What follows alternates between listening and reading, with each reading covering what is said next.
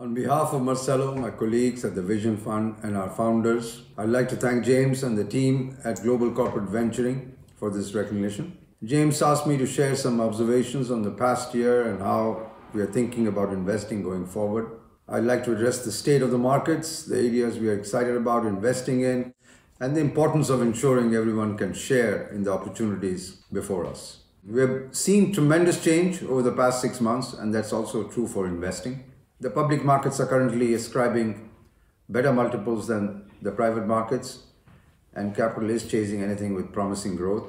As a result, many private valuations have rebounded, and many companies that are in the past would have come to us for capital in private rounds are instead planning to go public. I'm still a big believer in the traditional IPO, and I'm watching the rise of SPACs, which is really a US phenomenon, with a little bit of caution. We need to ensure that SPACs don't lead to companies accessing the public markets prematurely when they aren't ready to IPO from a governance and operations perspectives. I have a more constructive view on direct listings, particularly if the New York Stock Exchange plan to let companies raise capital through direct listings goes forward. The strength of the public markets is obviously a double-edged sword for all of us as investors. On the one hand, the rise in exits is great news for our existing portfolio companies and our parent firms. On the other hand, it's making deploying late-stage capital into growth companies more difficult, as we have to compete with the public markets for capital, especially in the unicorn space. As a result, we are adjusting. We are finding more opportunities in Asia. We're making smaller investments. We are partnering at earlier stages. Founders also have more leverage in this environment. Brand and capital for us investors are important, but not enough alone. We've been very focused on articulating the benefits of our ecosystem of nearly 100 growth stage technology companies globally, plus SoftBank Group, Alibaba, Arm, etc. The synergies of our ecosystem allow our portfolio companies to amplify one another's strengths and accomplish more than they could on their own. While there may be fewer opportunities, we are still encouraged by what we are seeing globally. Having a strong local presence in every region has been a great benefit to us. Masa's vision for our fund was to invest in businesses that are enabling the next stage of the information revolution.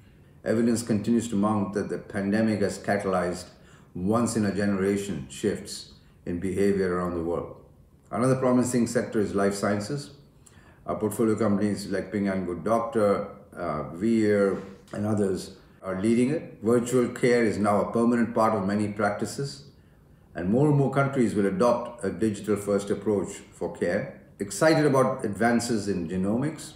It's a huge market that will require significant capital, particularly in 3 areas. First, diagnostics, identifying and monitoring diseases using genetic sequencing, i.e. reading our genes, combined with data sciences. Second, developing better treatments based on those diagnostics, for instance, by targeting the genetic underpinnings of the disease. Third, which will take a while, a decade or so, is the next frontier, influencing our genes to cure diseases and manipulating our genes, for instance, by using gene and cell therapies, specifically for cancer and oncology.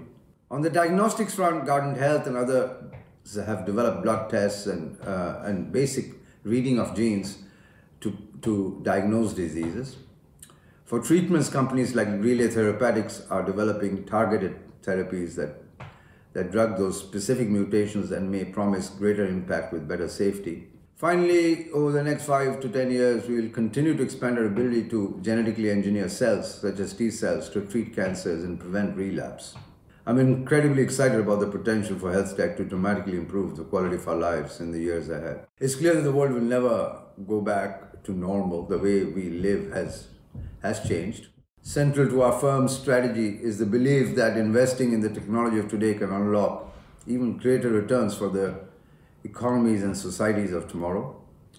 Last year, we established the Emerge Accelerator to help underrepresented founders access the networks and tools they need to grow their startups. Mentoring is key, and we can do that with our global presence. Initially, the program was focused on networking and mentoring, but we soon realized that we also needed to provide capital. Providing seed capital as part of our accelerator program nicely complements the investment strategies of the 100 million SoftBank Opportunity Fund that was also set up a few months ago, which only invests in companies led by founders of color in the Vision Fund.